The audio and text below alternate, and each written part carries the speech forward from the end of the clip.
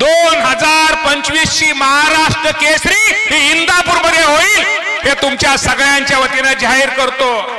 खरं तर आपल्या सगळ्यांना माहित आहे की इंदापूर अख्ख्या राज्यामध्ये आजही कुस्तीमध्ये सगळ्यात जास्त एक पैलवान असणारा तालुका आणि कुस्तीचा नाद असणारा तालुका कुठला असेल तर राज्यामध्ये तो इंदापूर तालुका आहे।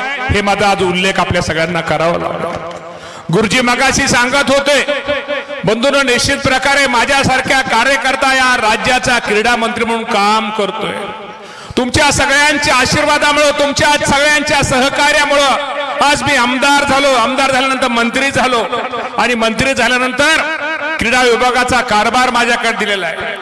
तुम्हा सर्वांना माहित आहे, मी माझ्याकडे एकदा कारभार मिळाला, हा कारभार मी काय रुबाब करण्यासाठी वापरत नाही। शेवटी त्या पदाचा उपयोग आपल्या लोकांसाठी किती होतो, लोकांना त्याचा किती फायदा होतो हे महत्वाचं असतं। त्यामुळे गुरुजी तुम्ही काळजी करू नका।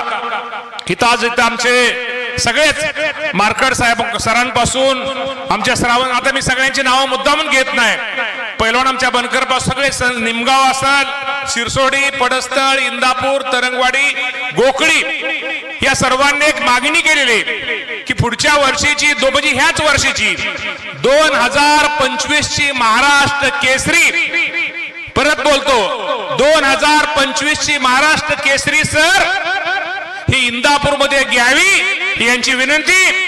अरे देणारा राज्याचा आता मी आहे।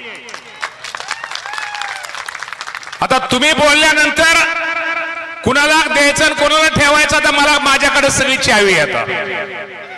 त्यामुळे मी तुम्हाला एवढं सांगतो, या राज्याचे मुख्यमंत्री आणि दोन्ही उपमुख्यमंत्र्यांच्या परवानगी घेऊन 2025 ची महाराष्ट्र केसरी ही इंदापूर मध्ये होईल हे तुमच्या सगळ्यांच्या वतीने जाहीर करतो।